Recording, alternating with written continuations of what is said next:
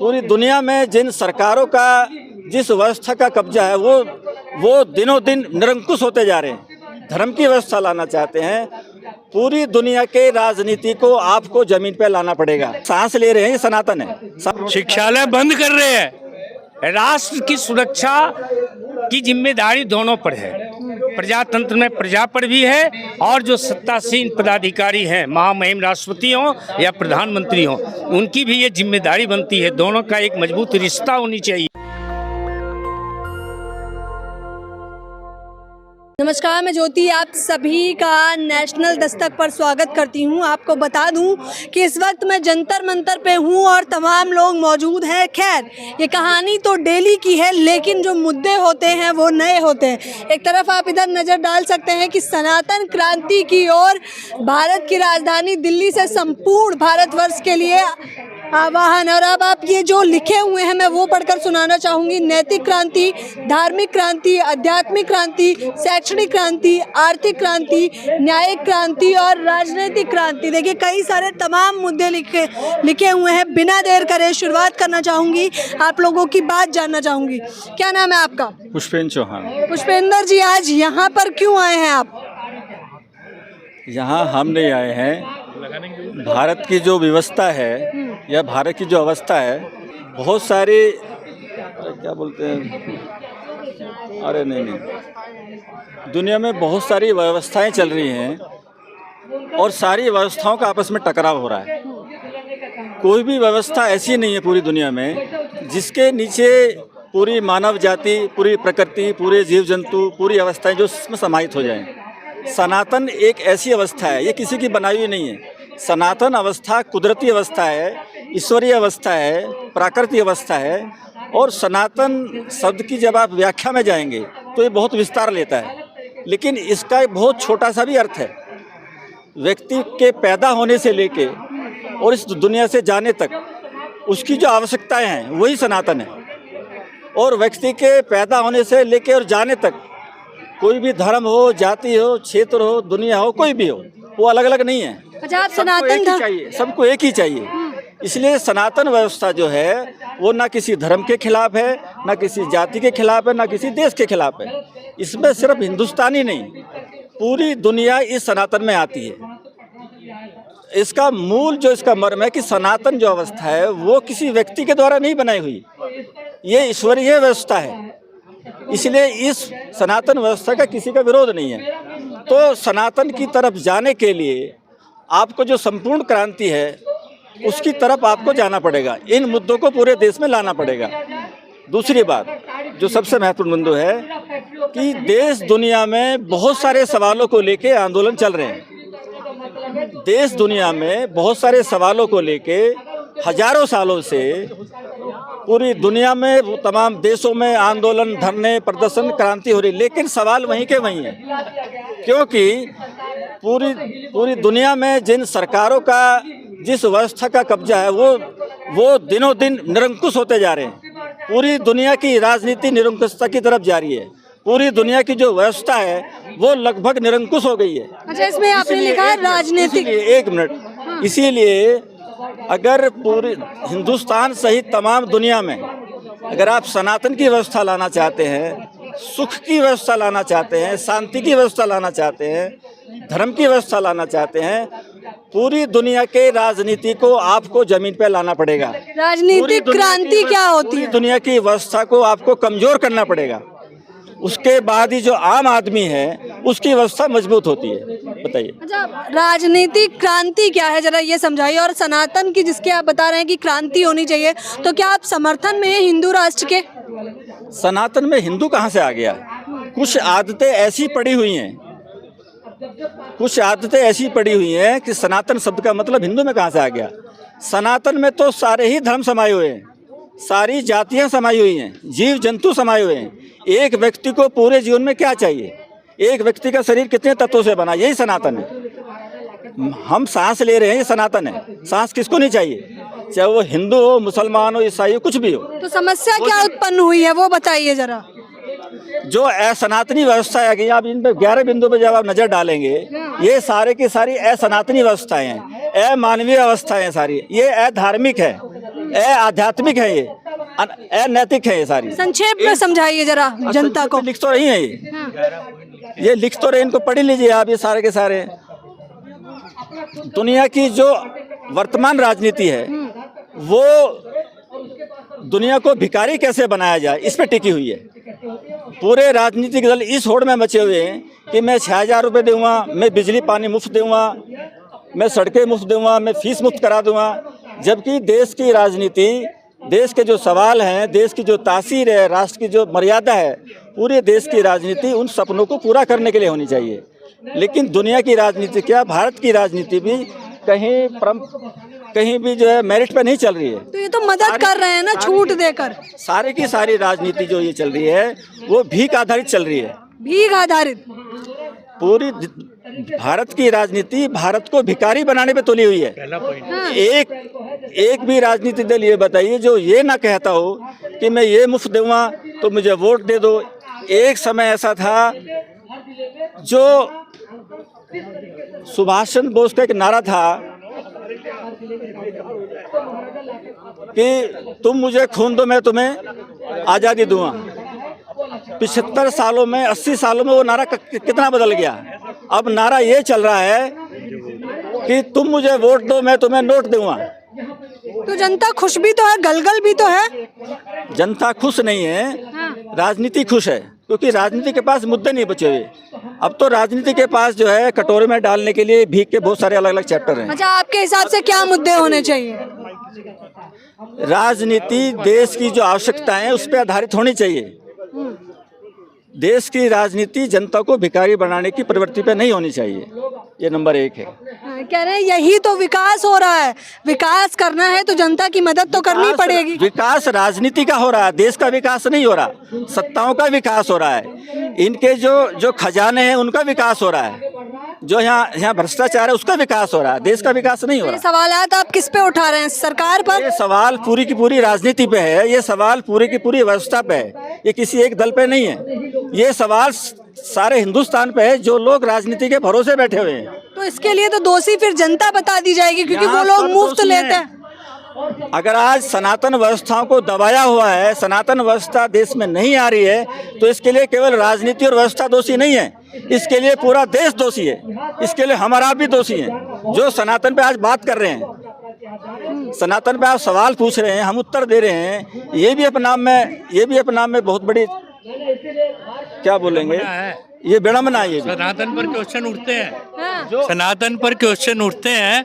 मदरसों में वो शिक्षा दे सकते हैं, और सनातनी सरकार होने के बाद भी हमारे धर्मगुरु शिक्षा देने का अधिकार छीना जा रहा है। कॉन्स्टिट्यूशन में राइट है हमारे को कि हम शिक्षा का अधिकार है, हम शिक्षा दे सकते हैं। तो हमारे धर्मगुरु प्राइमरी शिक्षा के क्षेत्र में आ क्यों नहीं पा रहे? कौन छीन रहा है आपसे अधिकार? छीन रहा है? हाँ। आशाराम बापू को जेल भेजकर, बेल भी ना देकर वो शिक्षा ही दे रहे थे ना। कॉन्स्टिट्यूशन का राइट था उनका शिक्षा देना।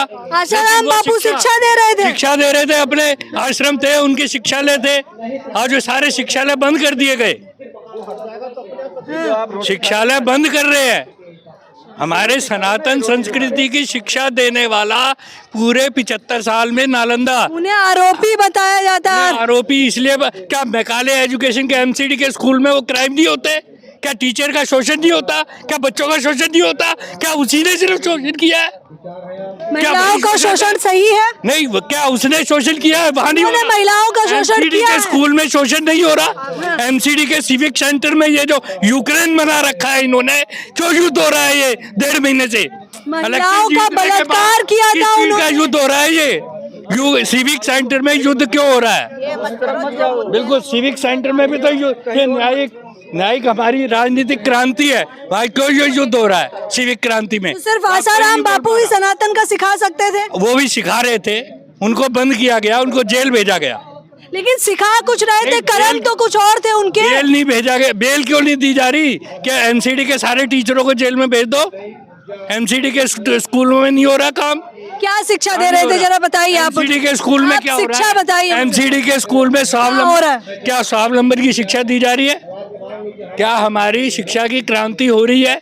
क्या हमारे को अपने पैरों पर खड़ा करने लायक हमारा गुरु जो है 1ली कक्षा से 8वीं कक्षा तक एक क्यों नहीं होना चाहिए? किस प्रकार की शिक्षा चाहते हैं आप, मुझे बस इतना बताइए। जो हमें स्वावलंबन की शिक्षा दे सके, पशुपालन की शिक्षा दे सके, उत्तम खेती मध्यम व्यापार की शिक्षा दे सके, निकृष्ट चाकरी को विलुप्त करे। निकृष्ट चाकरी के स्लेव्स पैदा कर रहे हैं। लेकिन उनके बोलने और सोचने में तो फर्क था ना। महिलाओं का बलात्कार किया है, वो आरोपी है। बलात्कार किया या नहीं किया अभी तक कोई आरोप सिद्ध नहीं हुआ है। कितने तो आरोप सिद्ध हो चुके हैं। आरोप क्राइम किसी के ऊपर आक्षेप लगाना और सिद्ध करना, सिद्ध अभी तक कोई भी नहीं हुआ है। आप उनके समर्थन में हैं? मैं किसी का समर्थन नहीं करता, मैं सिर्फ ये कह रहा हूँ उनका कॉन्स्टिट्यूशनल राइट है शिक्षा देने का, उनका वो राइट स्नैच किया जा रहा है। कॉन्स्टिट्यूशन ने राइट दिया है, आप किसी भी काम को करने के लिए स्वतंत्र हैं। वो शिक्षा देने का काम कर रहे थे, यदि वहाँ कोई गलती हो रही है तो आप टोल फ्री नंबर रखिए, टोल फ्री नंबर पर कंप्लेंट लीजिए, फिर उस पे किस प्रकार की शिक्षा दे रहे थे? एक तरफ महिलाओं को बढ़ावा देने की बात, दूसरी तरफ उनका घिनौनी हरकतें करना। महिलाओं को बढ़ावा देने का मतलब पश्चिमी संस्कृति नहीं है।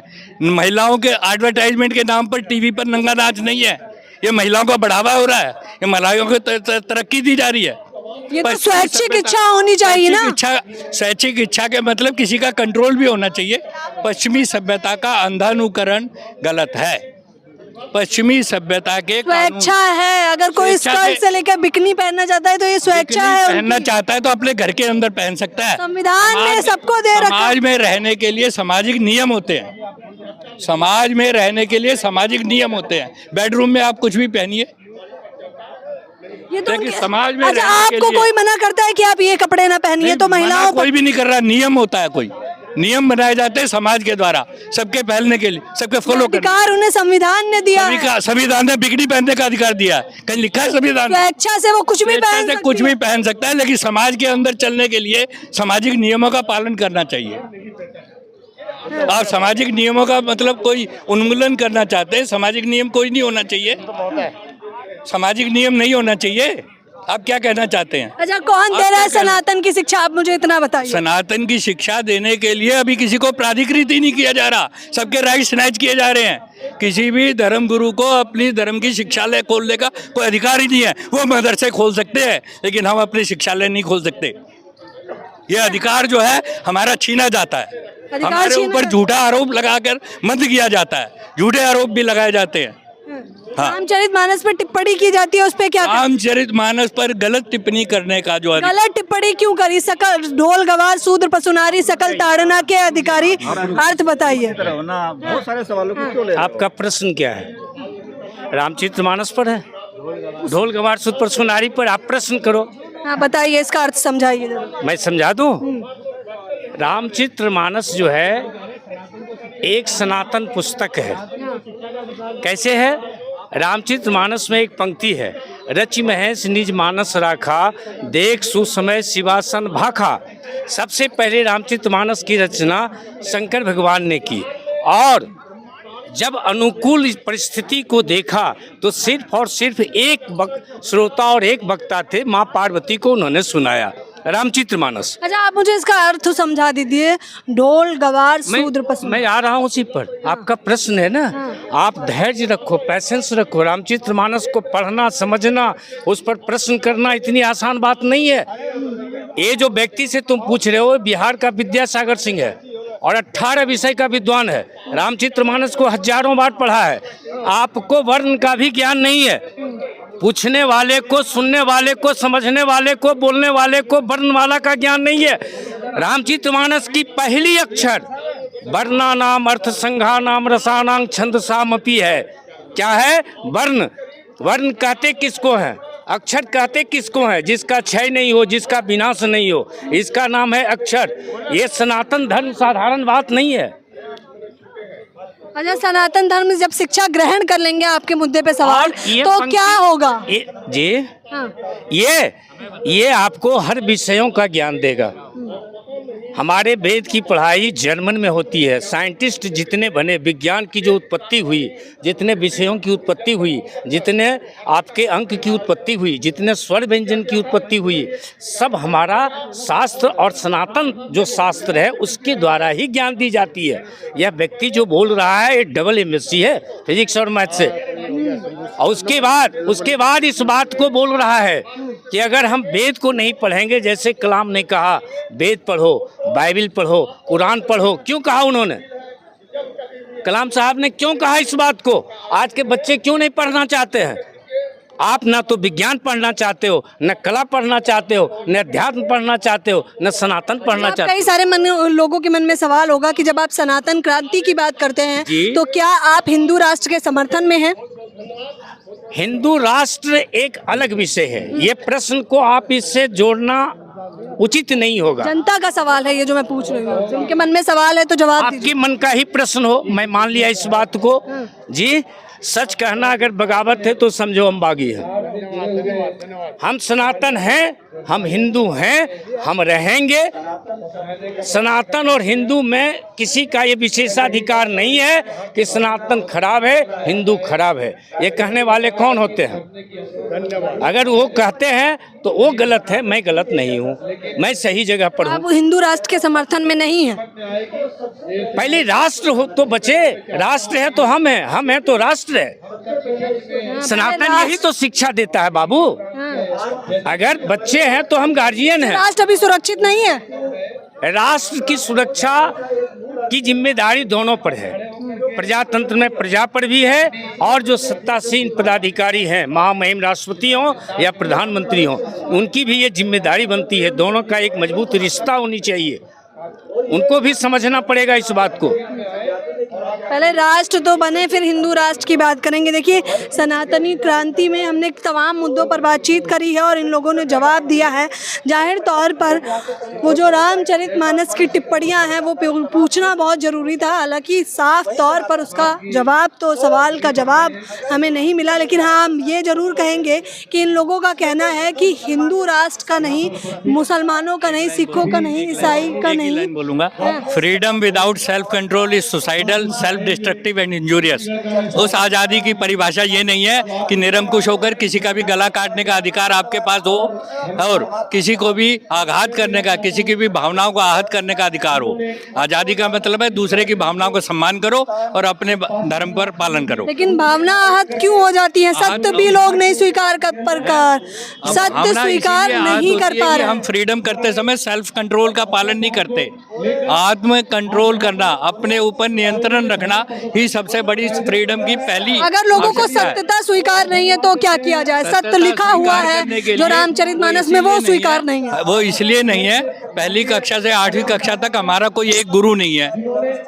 पहली कक्षा से 8वीं कक्षा तक एक गुरु होना चाहिए, क्योंकि हमारे प्रथम गुरु माता पिता एक ही होते हैं। तो हमारे को एक गुरु जब मिलेगा तो एक दिशा मिलेगी, और गुरु चुनने के लिए हम स्वतंत्र हैं, जिसको गुरु चुने। यदि आपको आशाराम बापूजी गलत लगते हैं तो आप उन्हें गुरु मत मानिए। गलत है, बलात्कारी बताया जाता है उन्हें, तो आप गुरु मत मानिए ना उन्हें। Let him enjoy his own freedom, let him not. तो कानूनी कार्रवाई तो बनती है ना? कानूनी कार्रवाई तब बनती है जब आपको वो क्राइम कर रहा हो, तब उसको रोकने का पहले दायित्व है। उस समय रोकने का आपके पास टोल फ्री नंबर होना चाहिए। आप उस समय कंप्लेंट एक्सेप्ट करें, उस समय उसको रोकें। ये नहीं कि 10 साल और बाद, अंधविश्वास में फर्क होता है। हाँ, तो आप अंधविश्वासी मत बनो ना। आपको किसने कहा कि उसको गुरु मानो?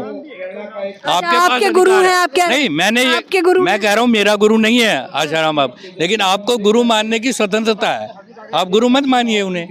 गुरु मानने के लिए जब आप गुरु जागरूक होना जरूरी नहीं है। एक बलात्कारी को गुरु मान रहे हैं, वो आप मीडिया बतला सकता है जनता को, जनता का दायित्व।